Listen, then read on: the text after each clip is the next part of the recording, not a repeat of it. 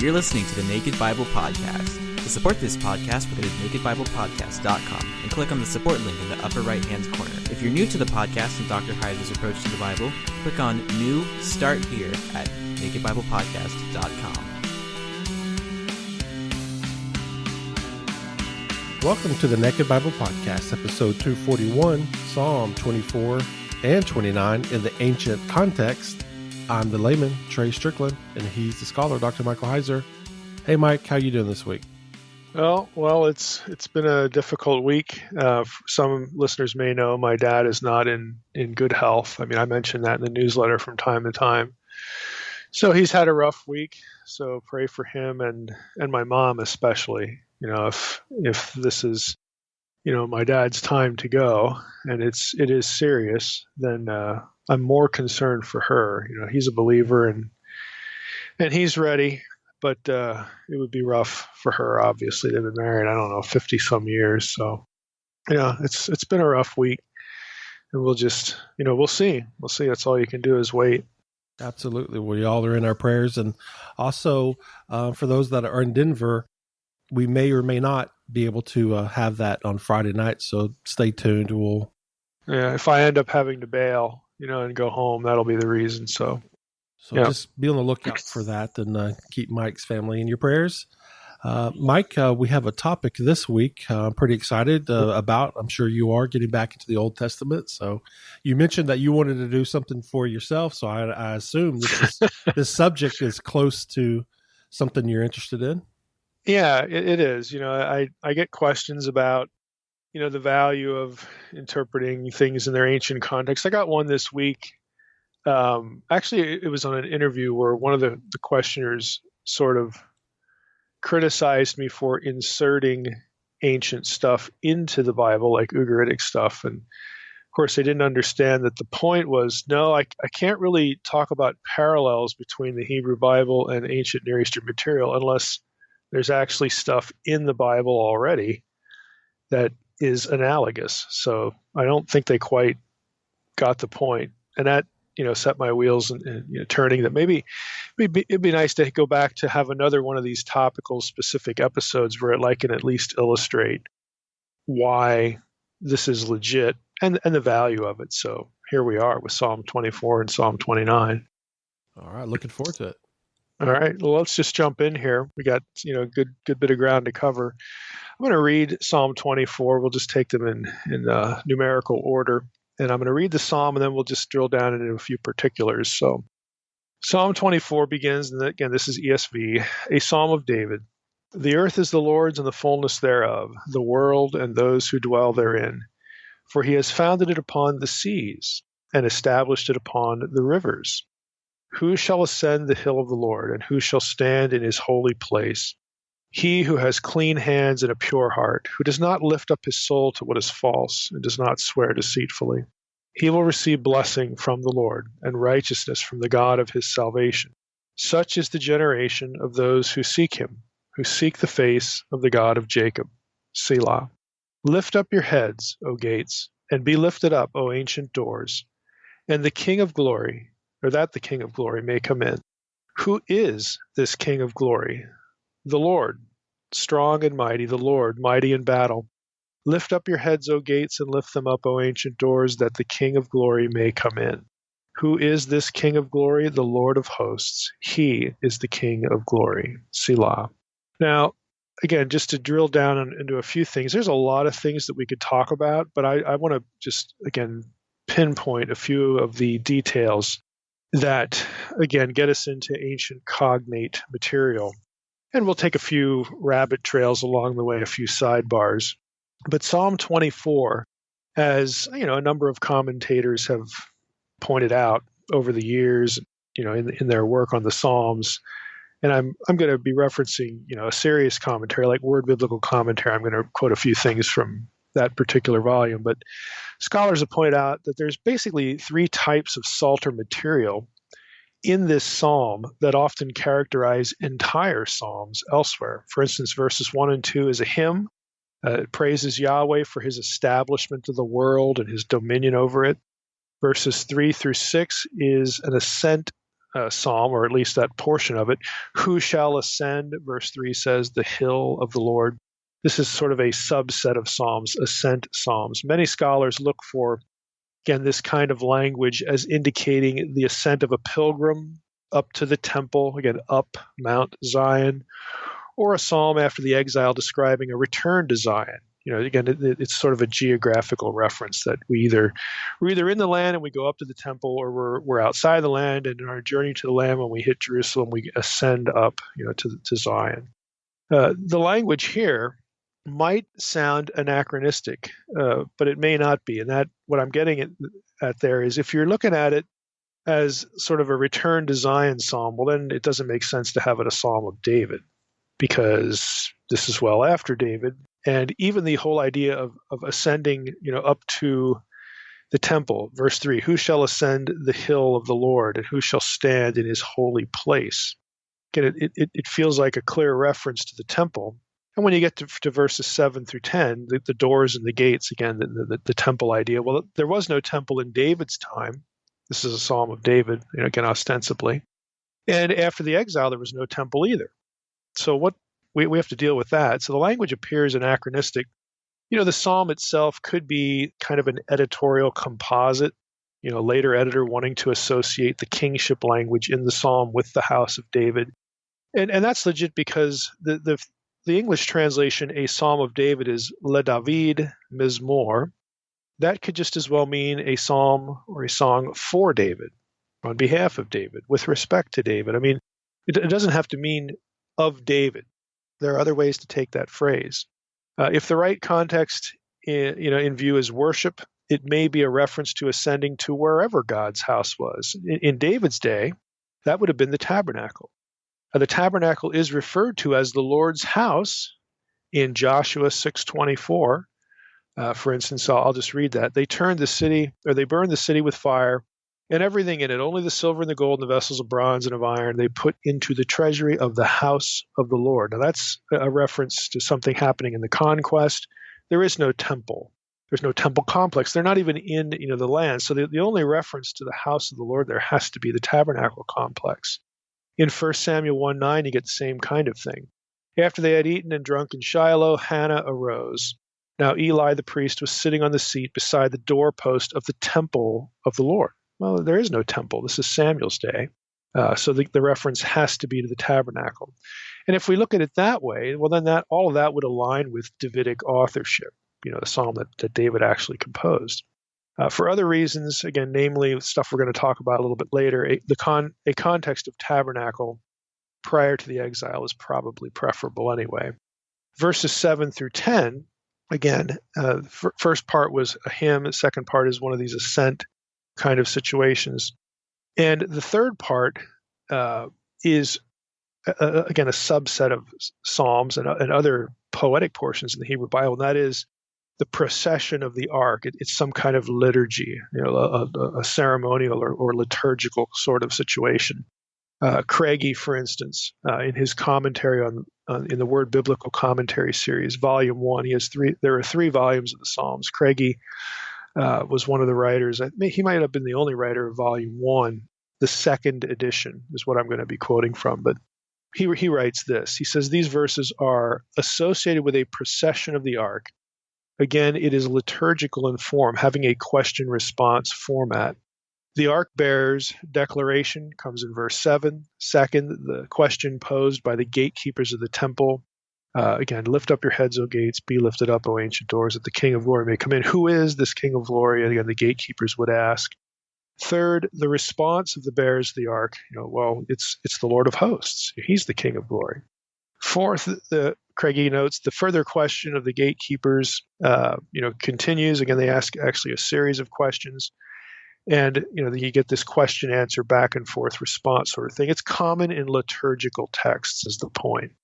Craigie notes the original kind of setting presupposed by such a procession is provided in 2 Samuel 6:12 through 19. I'll just read a little bit of that. And it was told King David, the Lord has blessed the household of Obed-Edom and all that belongs to him because of the ark of God.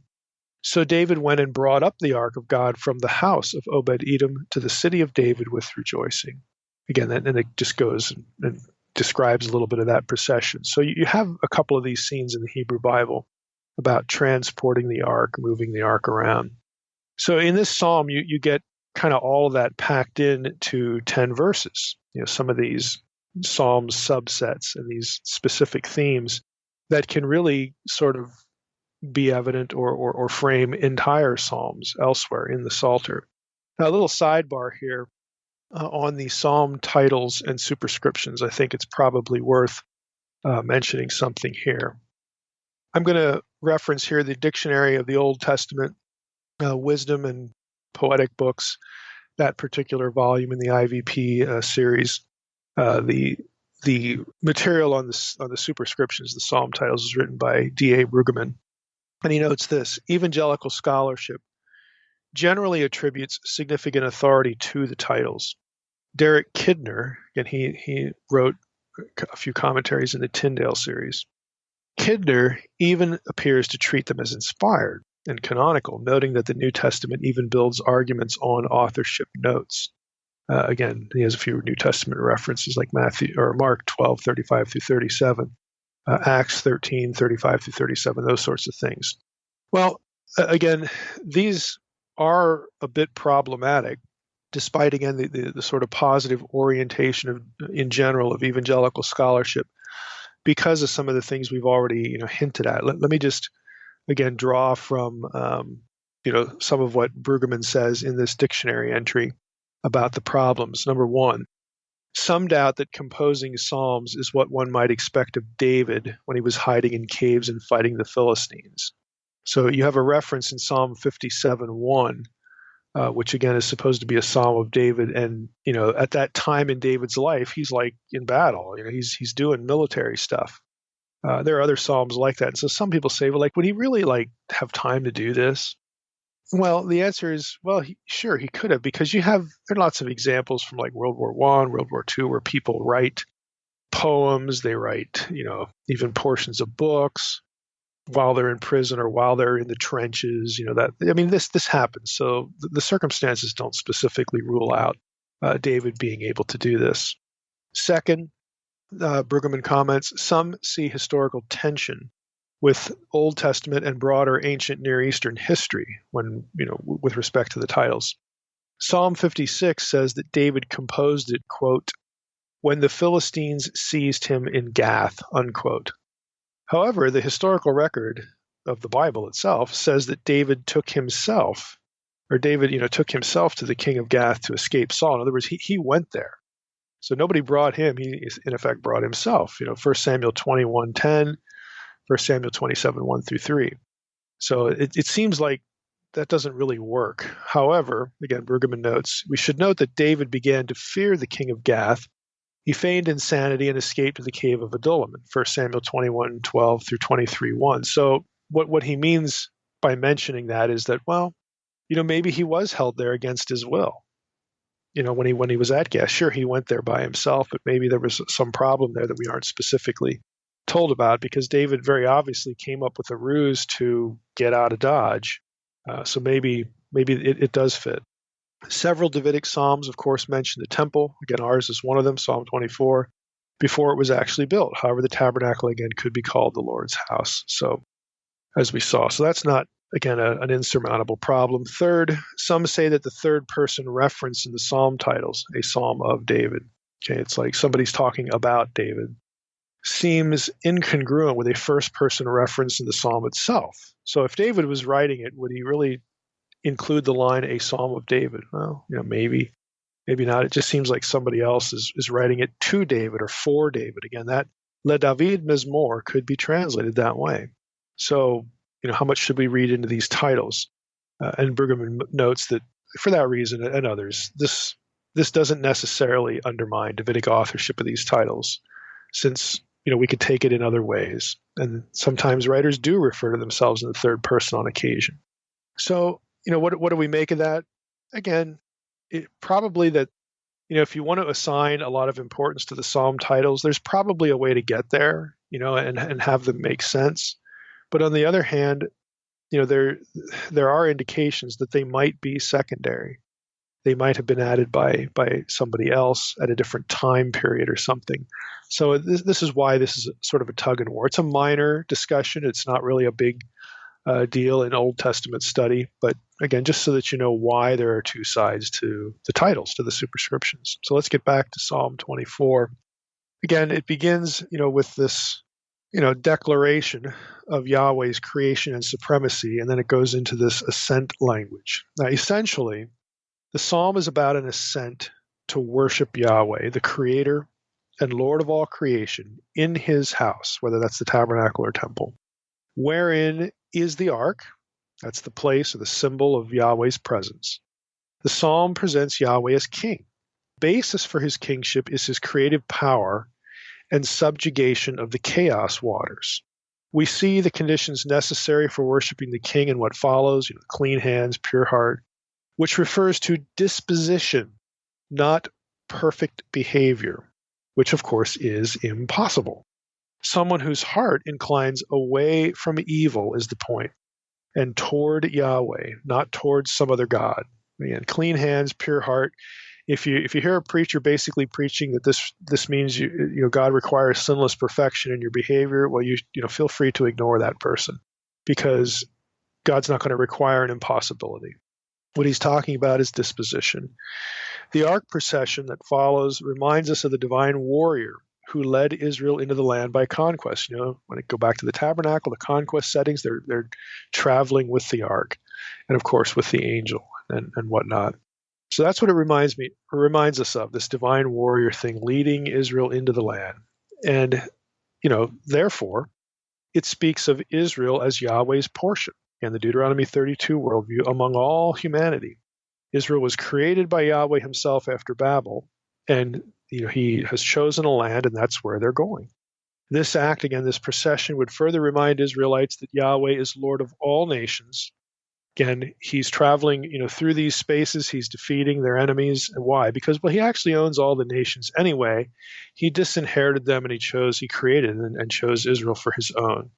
So, again, these sorts of things would have been reminders. This kind of language in the psalm would have been reminders to the people listening to it. Now, it's fairly easy to see all that in a more than surface reading.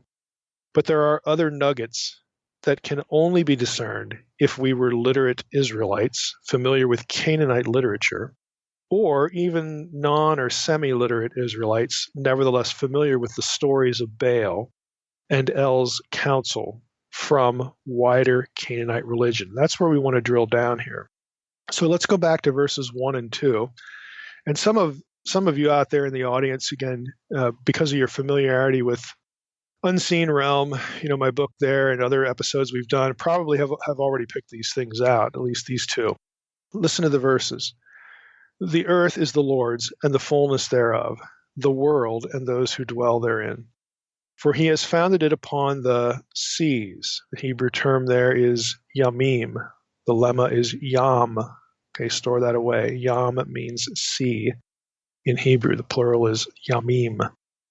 He has founded it upon the seas and established it upon the rivers.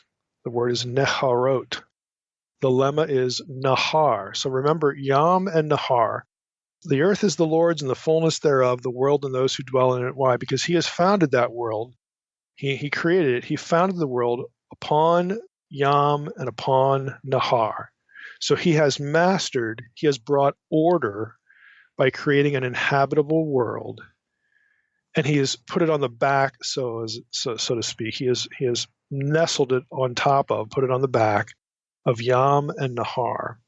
I'm going to read you a little section from Craigie's commentary here, just so that you know that what I'm going to say in what follows isn't just Mike making stuff up. I mean, this is scholarship 101 for people who do Old Testament and Semitics. Okay, so Craigie from his commentary, again, in second edition, First Psalms volume in the Word Biblical series.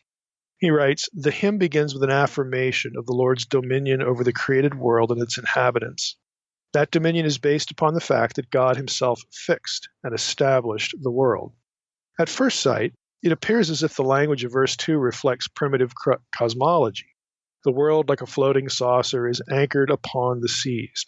Yet the language is more profound and contains within it a transformation of Canaanite Ugaritic cosmogony. Yam, literally sea, who is also called Nahar, literally river, represented a threat to order in Canaanite mythology. The conquest of Yam by Baal represented the subjugation of chaotic forces and the establishment of Baal's kingship. The Hebrew poet, using the terms Yam and Nahar in a demythologized and depersonified sense, depicts forcefully the Lord's creation of an ordered world upon seas and rivers, symbolizing the subdued forces of chaos. The symbolism of the language is significant. Just as in the underlying Ugaritic myth, the conquest of Yam culminated in kingship. So too the Lord's creative work, as described here, is linked with his kingship in verses 7 through 10. Who is this King of glory? Now, this is a good example of a polemic response to Baal theology. Okay, this is me now. We just ended Craigie's quote, and this is a good example of this kind of thing that we talk about on the podcast a lot. The ancient Near Eastern polemic. In this case of Baal theology, it's not Baal who brought order out of chaos. It isn't Baal who keeps the waters of chaos at bay. Baal is not Lord. Yahweh is. Baal was called king of the gods at Ugarit. Again, he's the co-ruler with El. But Yahweh is king, not Baal. Now, a little sidebar here again. There is a propensity, even among evangelical Old Testament scholars, to think only in terms of Mesopotamia and not Canaanite literature when it comes to creation language in these sorts of psalms, these sorts of instances. Now, I'm bringing this up because occasionally I'll get a note, about maybe something John Walton says or somebody else, and sounds a little different than what I'm saying. And one of the reasons is that Walton, for some reason, is, he's sort of fixed on Mesopotamian material. That's kind of his default, what he looks for. I'm not sure why, but maybe he just likes that more. But I'm going to read you something from Longman's book, Tremper Longman, in his book Psalms, An Introduction and Commentary, also InterVarsity Press. And he's quoting Walton, or referring to Walton here, in this psalm, Psalm 24. This is just to illustrate. Contrary to ancient Mesopotamian creation accounts, and he quotes Walton, he gives a reference there. Contrary to ancient Mesopotamian creation accounts, though, there is not a hint of conflict between the Lord and the sea in the description of creation. And then he adds, but see Psalm 74. So, good for Tremper there. So what? We don't need to have Mesopotamian material like the Tiamat battle from Enuma Elish, whether that is the point of Genesis 1 through 3 or not. We don't really need it. That could actually be Ugaritic as well because of Tehom and then the etymology of that. It doesn't matter. We do indeed have conflict, Chaos Kampf, is the German term, in these passages, but it doesn't come from Mesopotamia. It comes from Canaanite literature, comes from Ugaritic literature. And in this commentary, there's no word about Canaanite material. Now, I point this out again because sometimes evangelicals don't see ancient Near Eastern connections clearly, or they don't draw attention to them because they're fixated on Mesopotamia. Well, our eyes sometimes need to move away from Mesopotamia. Again, this is the kind of thing that creates a bit of a disconnect between the way Walton talks about the divine counsel and divine beings and the way I do. He's always looking for parallels in Mesopotamia, and if he doesn't find them, and he says, we can't say this about that, this or that about the divine counsel. And my objection is, why should we care if we have Mesopotamian parallels?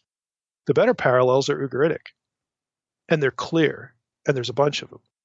So again, I just want to point this out because it's not, I don't really know why. I mean, John is certainly aware of this material, but he has this propensity to filter the Old Testament material through Mesopotamia.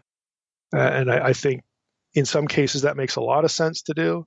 In other cases, it really doesn't make any sense to do, and you're going to miss some things, and your attention is going to be deflected away from certain things that are important. So again, I just thought I'd point that out because I do get some questions on that. So back to the psalm again. Let's go to verses 7 through 10. We talked in verses 1 and 2 about you have two clear references to Baal's conflict with Yam and Nahar. And in the Ugaritic Canaanite religion, Baal has this battle with Yam, again, who is also called Nahar, with sea and rivers, okay? He has this battle, and he defeats Yam, and the result of that is Baal becomes king in the Canaanite, the Ugaritic story. First two verses are a clear allusion to this. And again, Baal isn't the king. Baal isn't the one who subdues chaos. Baal doesn't do any of this stuff. It's Yahweh, and it sets up what follows. So you have this king deity. You've got this creator deity.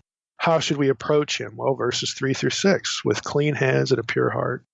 That's what he wants. He's not talking about perfected performance. He wants a disposition that seeks him as God and seeks righteousness. Even though we're humans, we're going to fail. But this is the orientation, the disposition of our hearts. And wants his blessing, wants that relationship. And does not follow some other God. And then you hit verses 7 through 10. Craigie, again, just to another little note from his work. Kingship of God is the central theme in the last section of the psalm, verses 7 through 10. The basic concept involved was in no sense unique to Hebrew theology, for many ancient Near Eastern nations attributed the role of kingship to their deities. The kingship of Baal, following his conquest of Yam, was central to Ugaritic mythology. Again, and we see how the Hebrew writer, the Israelite writer, the biblical writer, is shooting at Baal in the first two verses. Well, he's going to shoot at Baal again in verses 7 through 10. Because he's already answered his own questions here in 7 through 10. Who's the king of glory? He's already answered that in verses 1 and 2. So Baal's going to get his nose rubbed in it again in verses 7 through 10.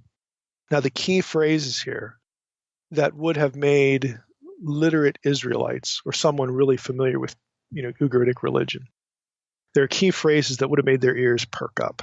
And they are, lift up your heads, O gates, be lifted up, O ancient doors. You say, what in the world is that? Well, just hang on. Baal's victory, again, over Yam and Nahar has a context of its own. His victories ensure his status as king of the gods. That's what he wins when he defeats Yam/Nahar. Okay.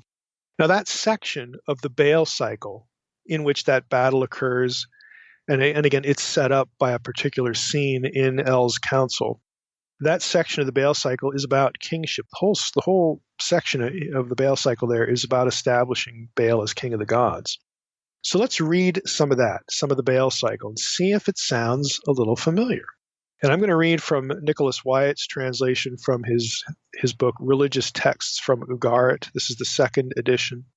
And as far as the Baal cycle reference, this is going to be KTU 2.1, line 17 through 28, also known as CTA 2, again, 2-1, line 17 through 28. So let's just read through this section of the Baal cycle.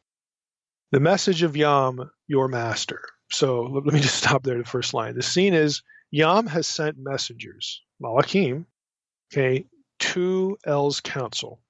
And specifically, he's going to be these messengers are going to be obliquely talking to Baal, because Baal has emerged as a rival. So when he says message of Yam, or actually it's more than one messenger, but they say message of Yam, your master. Okay, Yam is king of the gods now. And again, Baal has emerged as a competitor. So it just sets the tone right off the bat. Message of Yam, your master, of your lord, ruler, Nahar. Give up the God whom you obey. So he's speaking to the divine council, and Baal is among, the group, okay? And so he's really talking to Baal, but he's speaking to the whole group. So he says to the gods are going to be in the scene a little bit in a few lines. He's speaking to the group and says, give up the God whom you obey. Now, Wyatt has a footnote here. As king among the gods, Yam's legal right to their obedience is beyond question. It is not clear why Baal is the god whom the others obey, unless they are plotting rebellion, perpetuating an older loyalty, or already anticipating of future developments. Again, it suggests that there's some sort of coup being planned. And Yam is aware of it. So he sends his messengers and says, hey, surrender to me, the God that you guys are obeying. It's a challenge. And then he adds, surrender the one whom you obey, and then the word tempest. It's interesting. Wyatt at this point said, he points out what the Ugaritic word is. It's HMLT. And the Hebrew parallel is hamulah, storm, or you could understand this word as referring to multitudes. Wyatt writes, the form HMLT appearing in KTU 1.1315 and parallels is still appropriately translated multitudes, even though the etymology may be the same. It refers to a vast crowd. So that's probably the better way to take this. Like, surrender to me, the God whom you obey, the one whom you obey, you multitude. In other words, you counsel, you multitude of supernatural beings here. Cough him up. Surrender him to me. This is a big confrontation. And then the Baal cycle keeps going. Give up Baal and his retinue, the son of Dagon, whose gold I shall seize. The divine assistants depart. They do not delay. Then they set their faces towards the divine mountain, towards the convocation of the council. So again, this is sort of a flashback. And then the scene again transitions again to where this challenge is going to be or is issued. Now the gods were sitting down to eat, the sons of the holy ones to dine. Baal stood by El. Lo, the gods saw them. They saw the messengers of Yam, the embassy of ruler Nahar. And the gods lowered their heads onto their knees, onto the thrones of their princeships. And Baal rebuked them. Why, O gods, have you lowered your heads onto your knees and onto the thrones of your princeships? I see, gods, that the tablets of Yam's messengers, and they came with an official message, of the embassy of ruler Nahar are humiliating you. Lift up, O gods, your heads from on your knees, from the thrones of your princeships, and I shall answer the messengers of Yam, the embassy of ruler Nahar. So Baal accepts the challenge. And he tells the gods of the council, who are like cowering, like, oh, we're in trouble now because Yam knows what's going on.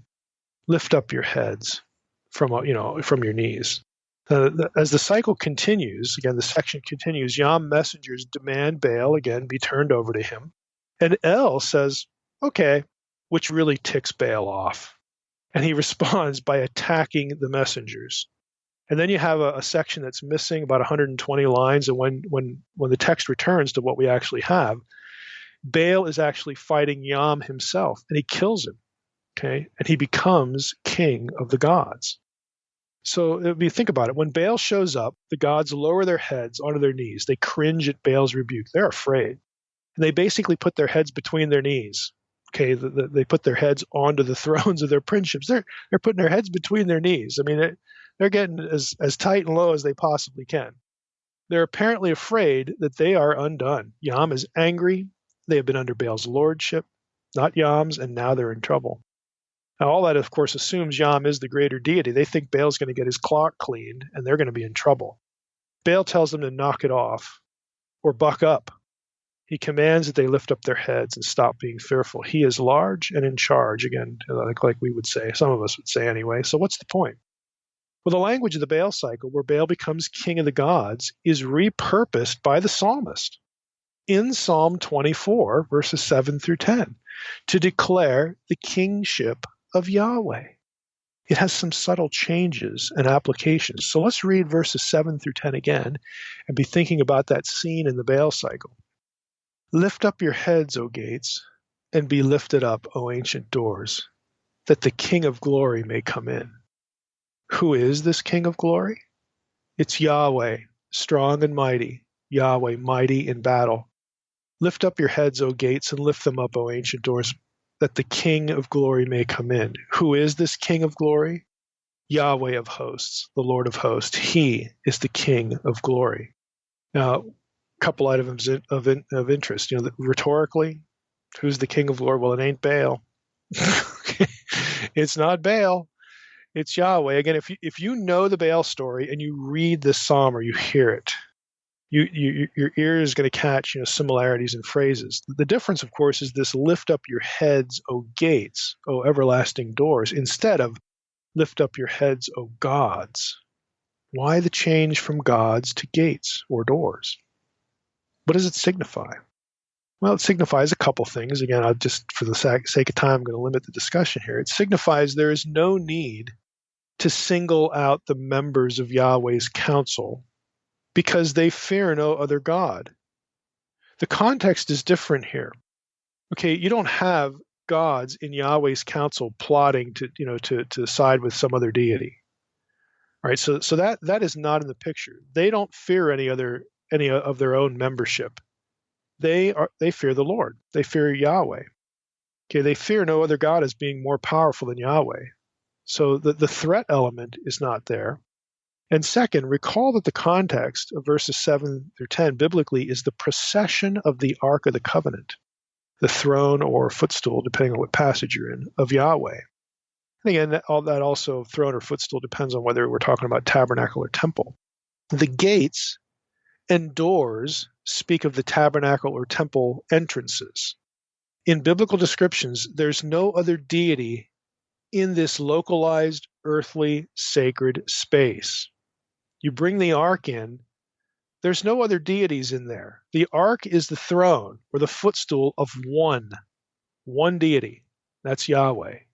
Other gods, even other council members, are not in view there. There's no need to bring them into the scene because Yahweh is the only one who sits enthroned on Zion. Again, so there's a theological and logical reason why the language has changed a bit, but it clearly draws on the Baal cycle. Verses 1 and 2 clearly drew on the Baal cycle. Again, the combat element there, the challenge that's issued by Yam, also known as Nahar, to Baal. Where Baal becomes king of the gods when he defeats Yam. And in verses 1 and 2, it's Yahweh who is over Yam. Yahweh is the one who is Lord over Yam and Nahar. It's not Baal. Then you get to verses 7 to 10 where it's talking about kingship, and you have this lift up your heads language. Again, it's that part is word for word, from the Baal cycle. So again, literate Israelites would have picked up on this, and this is the way they are able to be taught or learn or even picture in their minds correct theology. That's the point. That's why the writers do this. They are picking a fight. They are blackening the eye. They are rubbing the nose of Baal, in something. It's in this material. This is a sideswipe, a theological sideswipe.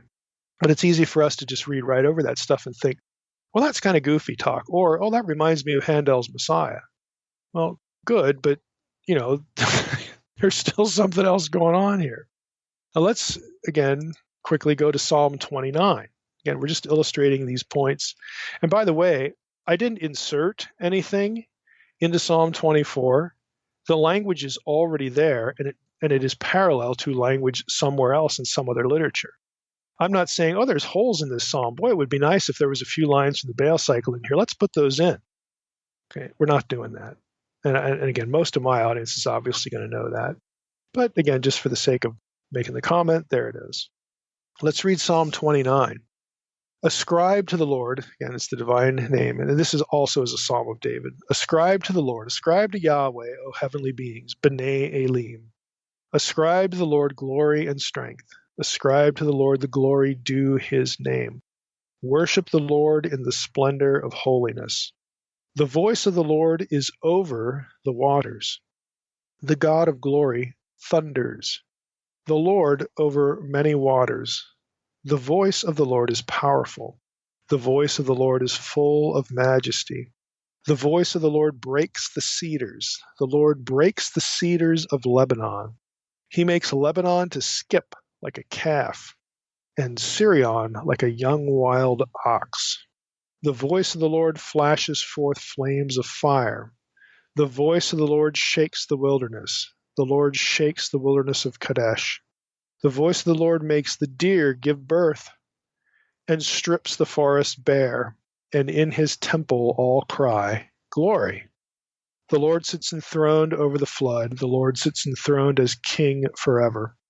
May the Lord give strength to his people. May the Lord bless his people with peace. That's Psalm 29.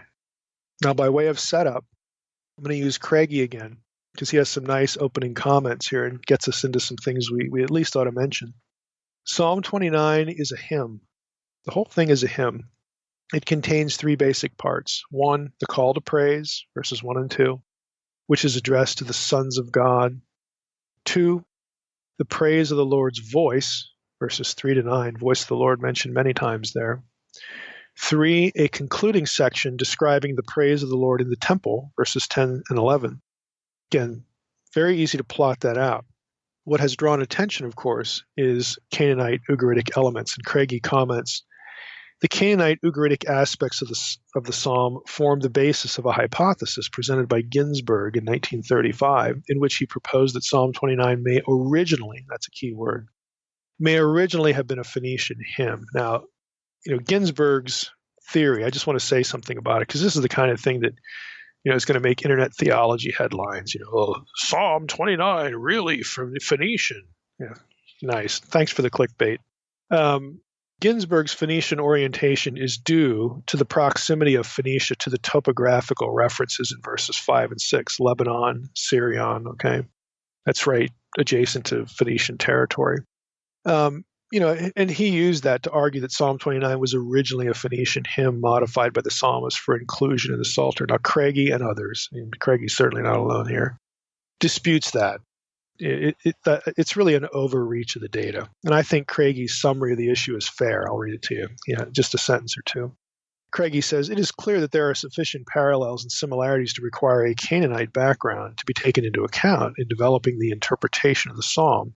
But it is not clear that those parallels and similarities require one to posit a Canaanite Phoenician original of Psalm 29. That's unquote. And to me, that's entirely fair. I mean, just because there's similarities doesn't mean that there's a point of origin here. Why not argue that for Psalm 24? I mean, Ginsburg didn't argue that for Psalm 24 and other Psalms. I mean, it overreaches the data. It overstates the case. But you may see it somewhere. So on to a few observations. Again, in verses 1 and 2, as Craigie pointed out, you have a call to worship. And the sons of God are the ones that are being spoken to. The B'nai Elim, they are called to worship Yahweh. In effect, think about this. In effect, in verses 1 to 2, the congregation of Israelites who would be singing this psalm and worship, okay, are calling upon the members of the divine council to join them in the praise of Yahweh. Okay, it's kind of cool. As I point out in Unseen Realm, this is one of those verses that, again, shows very clearly the subservient status and the subservient or the lesser ontology of the members of the divine council compared to Yahweh. Yahweh is an Elohim, but no other Elohim is Yahweh. What makes Yahweh unique, and the faith of the Israelite writers, the biblical writers, in the uniqueness of Yahweh, the one God among other gods, has nothing to do with the term Elohim. What distinguishes him is the way that one Elohim is talked about and described elsewhere that no other Elohim are. And this is one of those instances. You'll never have, and I would challenge anyone to come up with some data that would suggest that a biblical writer would think that Yahweh ought to be worshiping some other deity. No, it's never the other way around. It's always ascribed to the Lord, O heavenly beings, you B'nai Elim, you sons of God in the council. Bow the knee. It's never the other way around.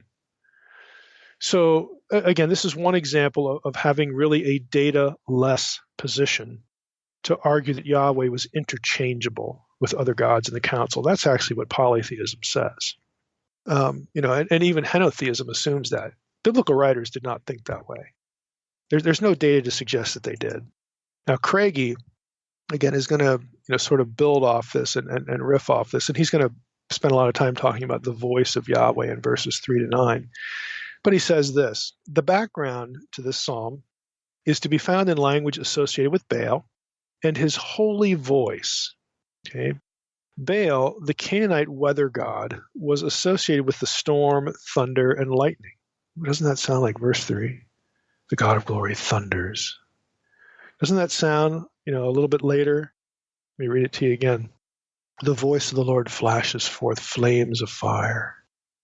Again, that's elsewhere. That's going to be regular language, regular description for lightning. Okay? You know, so back to Craigie. Baal, the Canaanite weather god, was associated with storm, thunder, and lightning. He is portrayed in Ugaritic iconography with lightning as a weapon in his hand. In the Ugaritic text, his voice is explicitly identified with thunder. He has a Canaanite reference there, CTA 4.7, 29 through 31. But the psalmist, who rejects the possibility of any real power of Baal over weather or the outcome of battle, adapts the language of storm and integrates it with his description of God's glory, of Yahweh's glory. It's the end of the Craigie quote. So the praise in the psalm begins with an affirmation that the Lord's voice is upon the waters. Again, it's in the superior posture position, okay? He's over the waters.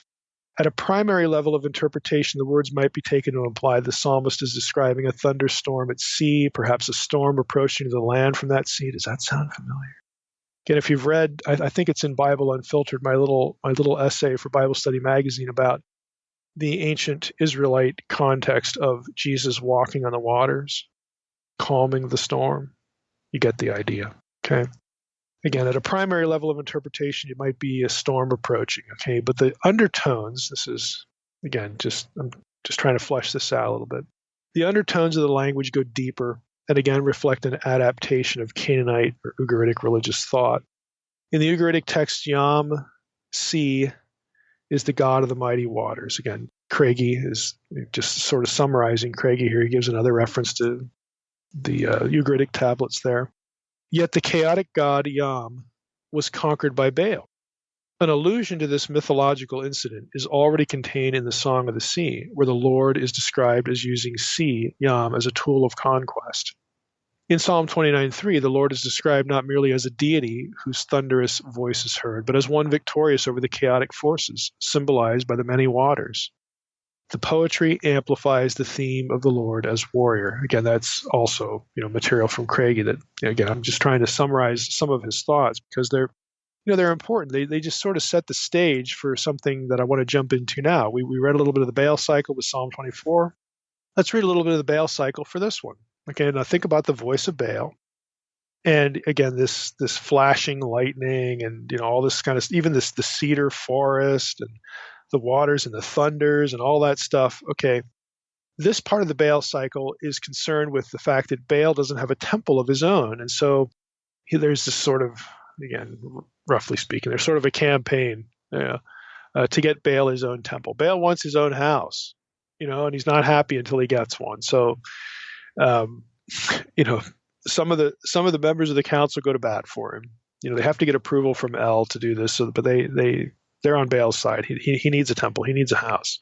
So with that in mind, let me just read you a little bit again of the Baal cycle. Let a house be built for Baal like the gods, and a dwelling like the sons of Ugarit. And the great lady who tramples Yam replied, this is going to be, I'm trying to remember if this is, I think it's Ugarit that gets that title. The great lady who tramples Yam replied, "You are great, O El." So she's beseeching El now to get permission to build this house for Baal. The grayness of your beard does indeed make you wise. She's sucking up to him.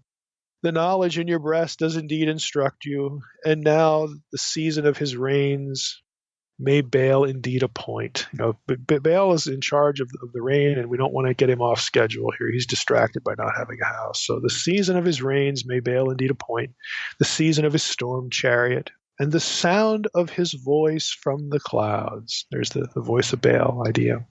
His hurling to the earth of lightning flashes. A house of cedars let them build for him, and let them build him a house of bricks. Now, Anat gets involved in the discussion. Virgin Anat rejoiced. She stamped her feet. She likes the idea. And the earth shook. Then she set her face towards Baal in the heights of Saphon. Again, Saphon in Ugaritic is Zaphon in Hebrew, the north. 1,000 miles away, 10,000 leagues off, Virgin Anat laughed. She lifted up her voice and cried, "Rejoice, Baal, good news I bring. A house will be given to you like your brothers, and a dwelling like your kinsmen." Okay, so she's happy. Okay, now let's look at verses 3 through 9 again in light of that scene. So you have again, I can't remember if it's Athirat or Anat in the earlier section, could be, brings the request, to El, butters him up a little bit. El's going to wind up saying, yeah, go ahead. Okay. Baal is going to get his house, but, and Anat is thrilled with the news, and she's going to go back and tell Baal, and the way she describes him, again, he's in the heights of Tzafon, the north. We've got the description of his voice from the clouds, hurling to earth lightning flashes, the house of cedars, and all this kind of stuff. She's thrilled. Now let's go to verses 3 through 9 again in Psalm 29. The voice of the Lord is over the waters. The God of glory thunders. The Lord over many waters. He is Lord over Yam, over the waters just generally. We don't have the word Yam here, but just waters generally. And as things are going to pick up at the end of Psalm 29, we're going to see a reference to the flood again over the world. That's really what the waters are, and that denotes kingship over the entire world. So instead of Baal being king of the world, because he's king of the gods, no. In verse 3, the voice of the Lord, voice of Yahweh, is over the waters. That's where he lives. That's where he speaks from. The God of glory is the one who thunders. And it's a direct borrowing of the thunder language from Baal. The Lord is over the many waters. The voice of the Lord is powerful. The voice of the Lord is full of majesty. And these are clear allusions to Baal imagery, but it's Yahweh who is being described, not Baal.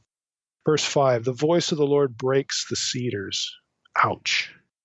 Yahweh is so powerful that he breaks the cedars, the stuff that Baal's house is made out of. In other words, Baal's house wouldn't last very long. Okay, it's vulnerable. The Lord breaks the cedars of Lebanon. He makes Lebanon to skip like a calf, and Sirion like a young wild ox. Now, again, in Ugarit Canaanite thinking, this is the far north, and this is where Baal lives. This is his turf. This is his territory. Okay, Sirion is interesting, especially because that's a clear allusion to Mount Hermon, the Hermon region in the northern area of Phoenician rule. Remember, Baal was the big dude in Phoenician religion. Remember Jezebel? Okay. Ahab and Jezebel worshiping Baal. She brings Baal worship into Israel. Okay, this is his turf. And it's like Yahweh's just, his voice is all that's needed to just smash the place to bits. And Sirion is the name used for Mount Hermon by the people of Sidon, which is, again, in the north there with the Phoenicians. In Deuteronomy 3:9, I'll just read you a few references. It says, the Sidonians call Hermon Sirion, while the Amorites call it Senir. Deuteronomy 4:48, from Aroer, which is on the edge of the valley of Arnon, as far as Mount Sirion, that is Mount Hermon. So it's very clear, what this is being directed toward. Again, Sirion is really a specific point of reference. Hermon, this whole region, the forests of Lebanon and all that. Verse 7, the voice of the Lord, the voice of Yahweh, flashes forth flames of fire. It isn't Baal, who sends fire from heaven. Okay, it's the voice of Yahweh. It's not the voice of Baal. The lightning doesn't come because Baal speaks. It comes because, the Lord speaks. I mean, these are his weapons, not Baal's. The voice of the Lord shakes the wilderness. The Lord shakes the wilderness of Kadesh. You actually could have a double reference here with the fire, maybe being a reference to the burning bush in the Exodus. Again, Yahweh coming from the southern region, Kadesh here. Again, it could take the reader's mind back to that material as well. Verse 9, the voice of the Lord makes the deer give birth and strips the forest bare. Now, somebody should make a meme out of that, honestly. At the shout of God, the deer just drop their young and the forests are just stripped bare. I'd say cartoon. We don't want to make it cartoonish, but that would make a good meme. Verse 10, the Lord sits enthroned over the flood. The Lord sits enthroned as king forever. So again, to think of the cosmology, you've got this dome, over the earth. You got waters above. Again, reference to Genesis 1, 1, 6, and 7 that separate the waters above, you separate the waters above from the waters below by the firmament. The firmament is called heaven, the skies. So you have these waters above, and that's the domain of God, the domain of Yahweh. It isn't Baal who is above the waters or who had subdued the waters, is in charge of this stuff. And since the dome covers the entire earth, it covers all the nations. So who's king of the world? Well, if in Canaanite Ugaritic religion, it's Baal. In Psalm 29, it's like, oh, pardon us, but no. And Baal gets picked on through the whole psalm. And the conclusion is, it's Yahweh who sits enthroned over the flood. It's Yahweh who sits enthroned as king forever. May the Lord give strength to his people. May the Lord bless his people with peace. Shalom. Again, the whole psalm, just lifts this little things, again, out of the Canaanite Ugaritic context, specifically out of the Baal context, and burns Baal with them, by doing so. Again, this is how these things operate. Now, another little sidebar here. This is going to, again, address something that sometimes I get email on, or some point of contact here. Those of you who are going to be familiar with some of the things I'll refer to here will know why I'm bringing this up, and I'll try to explain it to those to whom this might be new. But I'm going to cite a little bit or read a little bit from one of my articles, and the article is from the Bulletin of Biblical Research, the first one I did, Volume 18, Number 1, 2008. It's called Monotheism, Polytheism, Monolatry, or Henotheism, Toward an Assessment of Divine Plurality in the Hebrew Bible. The idea that Yahweh is king over all the earth is, according to the critical consensus scholarly opinion, a late Israelite idea that emerged once the evolution to monotheism out of polytheism had taken place. Let me repeat that. There's the critical consensus says that Israelite religion, including the theology of the biblical writers, evolved from polytheism to monotheism.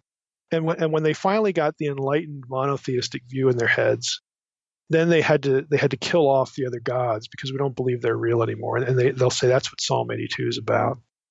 You kill off the gods, and now you have Yahweh over all the nations. And so Yahweh is king over the nations. And they wouldn't be thinking about that unless they had evolved out of polytheism. And we want to date all this material late, even though there's really no way to do that. Basically, it's circular reasoning. Well, we're going to date this psalm late because we think the idea is late, therefore the psalm must be late. That's how it's done. Unfortunately, that's how critical consensus scholarship is done. And my dissertation at Wisconsin-Madison, I specifically argued against this, that this was circular reasoning. It's illogical because there's so much that comes after that takes the quote-unquote presumed polytheistic language that they supposedly got rid of and evolved away from. It shows up in lots of places later. Well, like, what happened there? Nobody got the memo or what? In other words, this neat picture about evolution from polytheism to monotheism that supposedly, finally reached its apex moment, either maybe during the exile or a little bit after the exile, because the exile had to beat the polytheism out of the Jews and all that kind of stuff.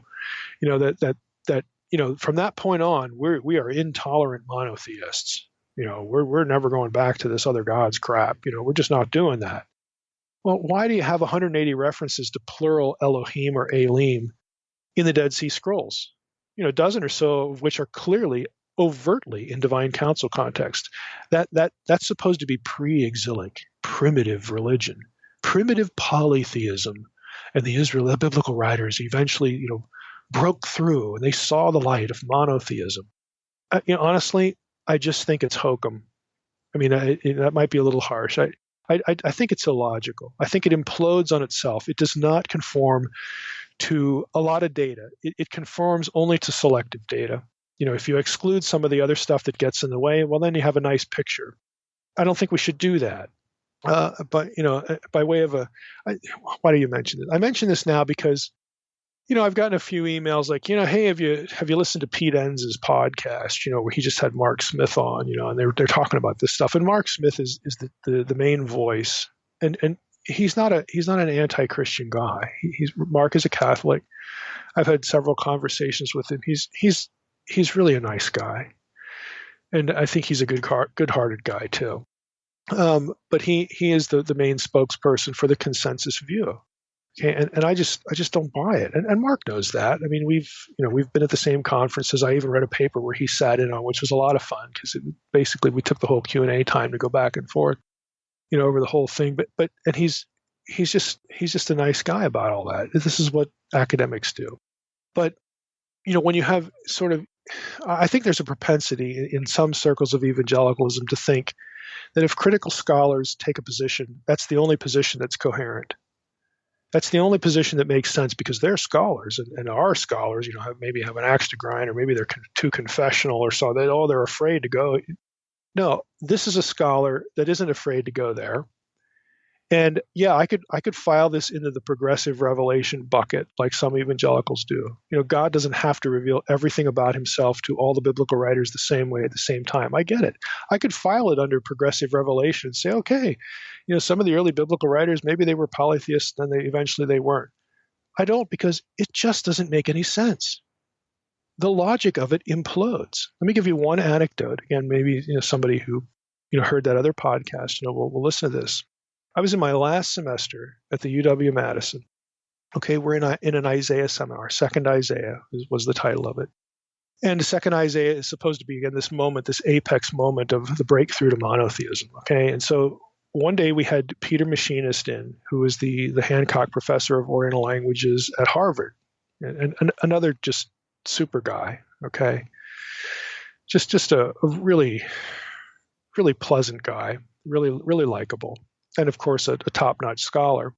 And he is viewed as sort of the scholar for Second Isaiah. So he's in teaching our grad seminar that day.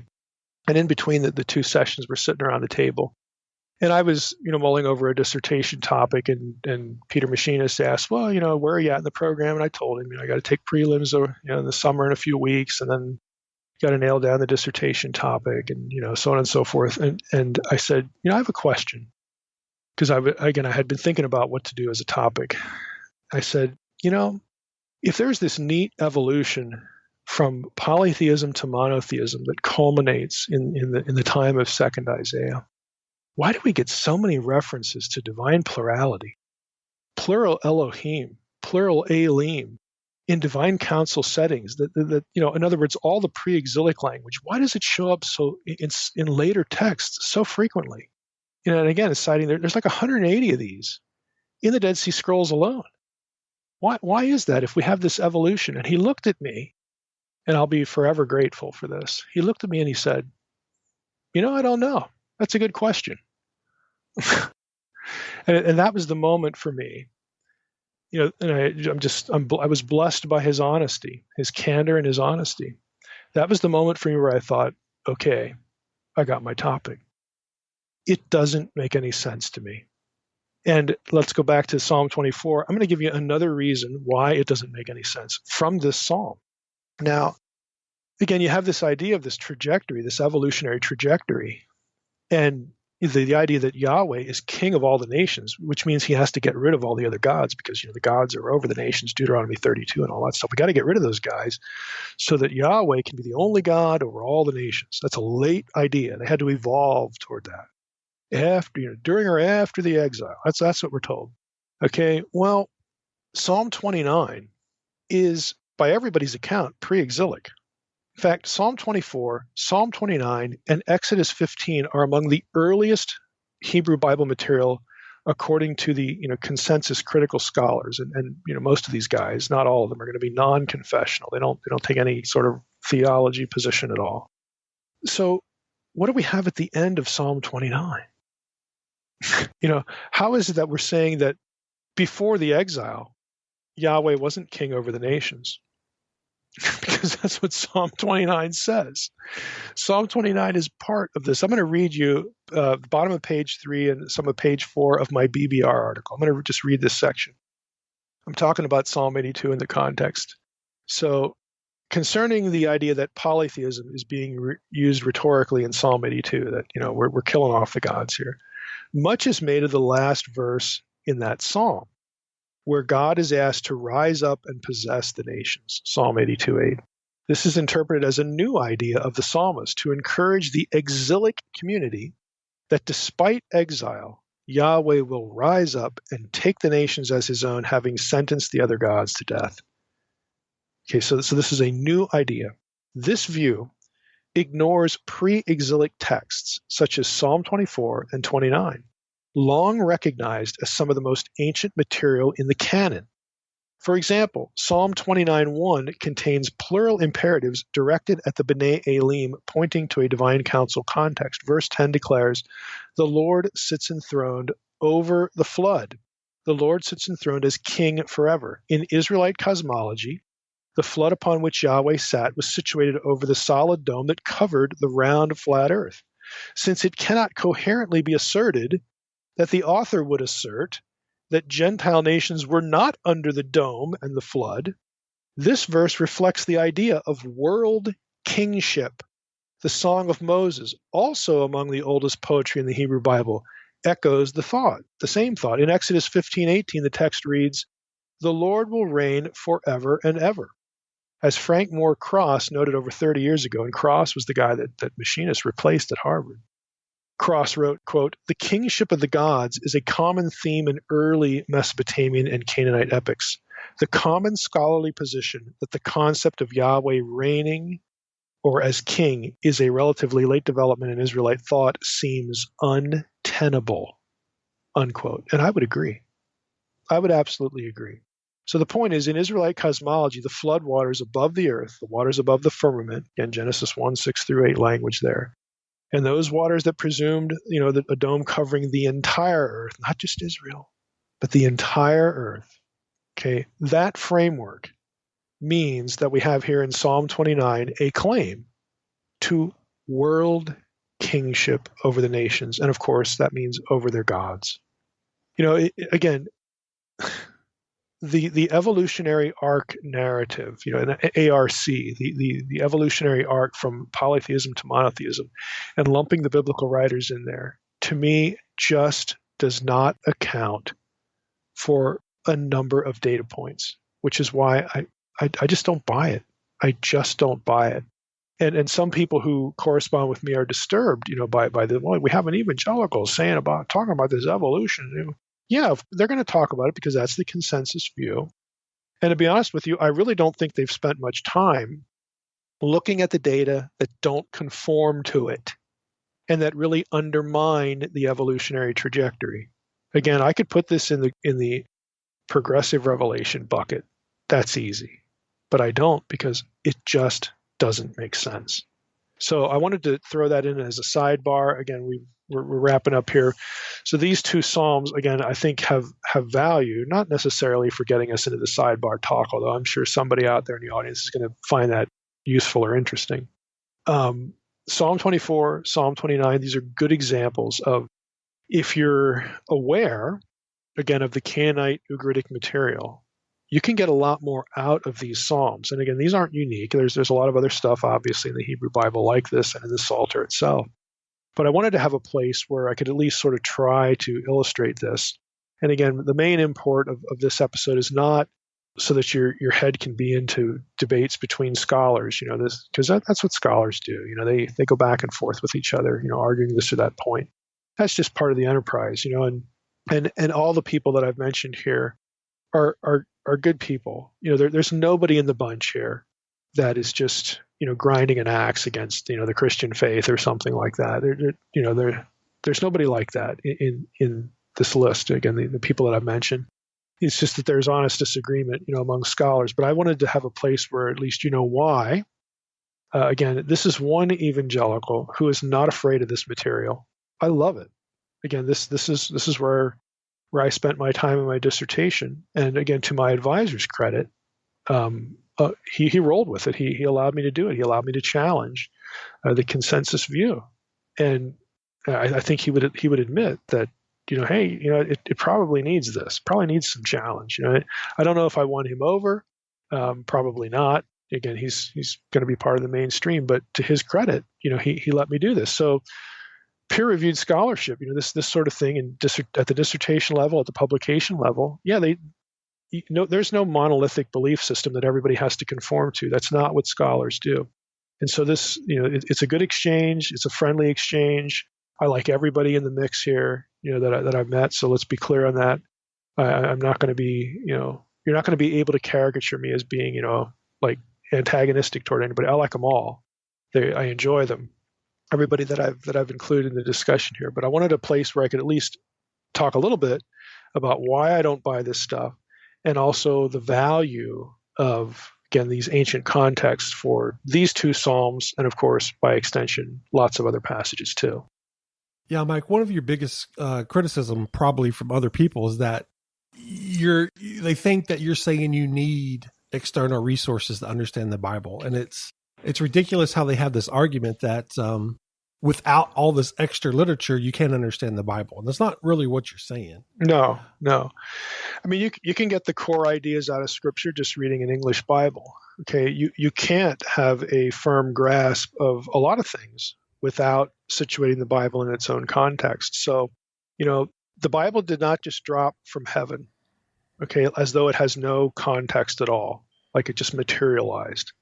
God used people. He used people at a certain time, a certain place, a certain worldview, a certain culture. These are God's decisions. So if you don't like the external context being part of the interpretive process, go complain to God, okay, because these were his decisions. Yeah, absolutely. I find it enhances my faith.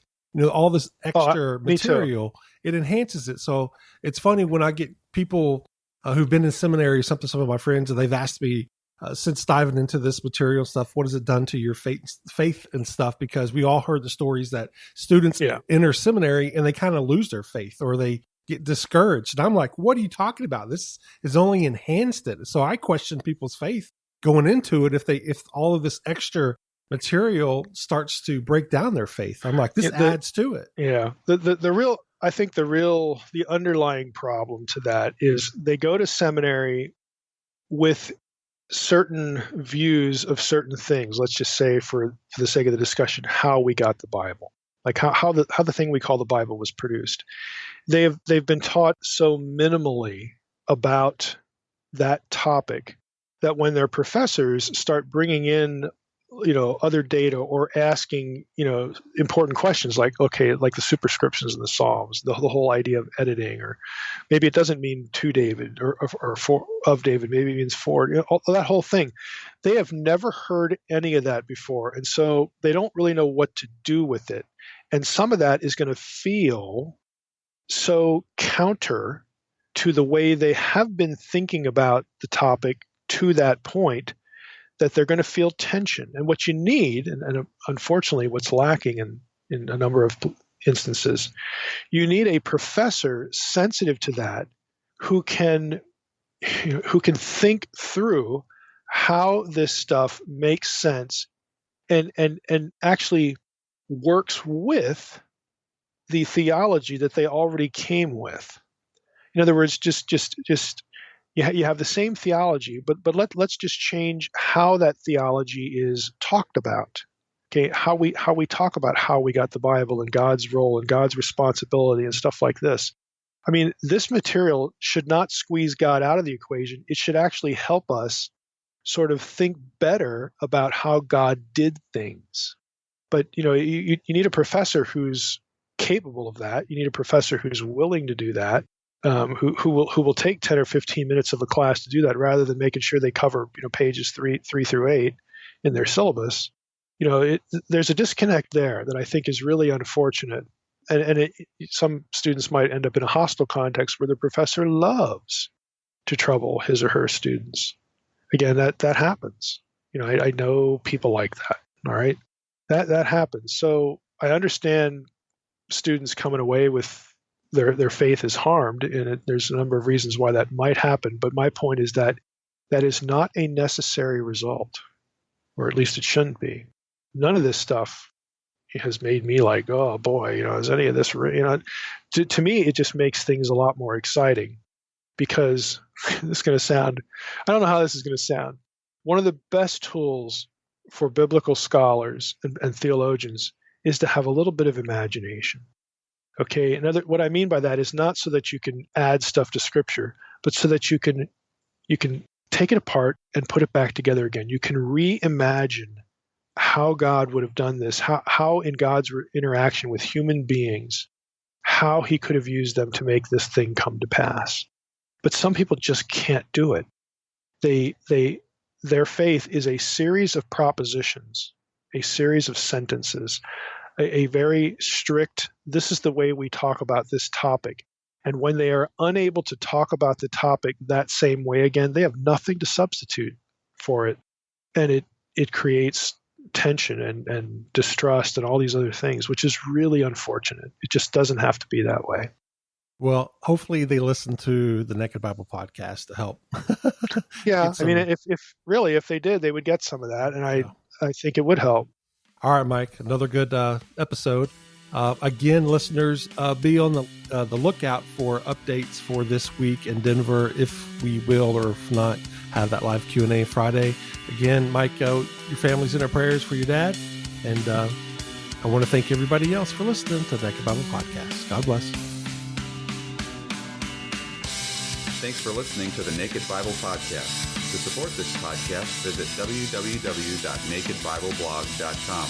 To learn more about Dr. Heiser's other websites and blogs, go to www.drmsh.com.